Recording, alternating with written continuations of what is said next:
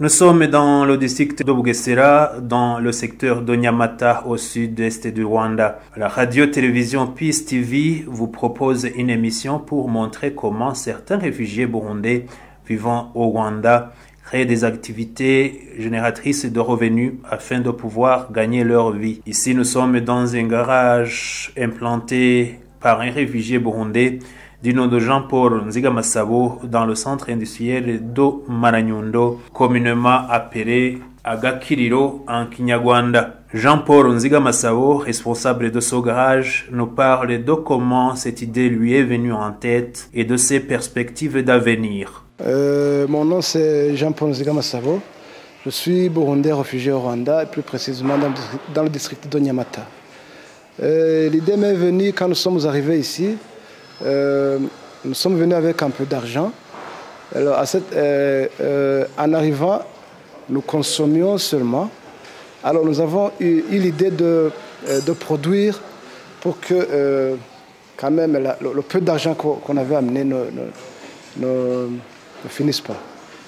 Les mécaniciens sont au nombre de 13, dont 9 réfugiés burundais et 4 Rwandais qui viennent des fois quand nous les appelons. Le conseil que nous donnons aux réfugiés est de ne pas croiser les bras. Il ne faut penser que si vous êtes venu du Burundi étant ce souci, arriver ici, ça peut changer. Vous pouvez créer d'autres activités. Et surtout, il y en a qui sont venus étant des fonctionnaires, mais aujourd'hui, ils ont créé d'autres activités comme moi.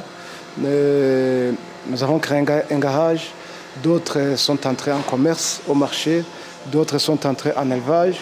Alors, je demanderais à ce que tout le monde prenne cette initiative de créer des activités. Donc, nous souhaitons que notre activité soit élargie pour qu'on ouvre les horizons à la jeunesse.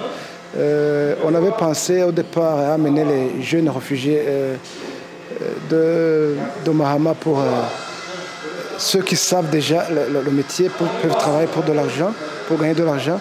Et ceux qui veulent apprendre viennent apprendre chez nous.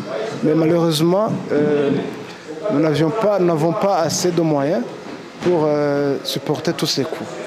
Alors nous avons suspendu ce projet, mais sans toutefois l'abandonner. Parce qu'une fois que nous aurions des moyens, nous pourrions faire ce projet.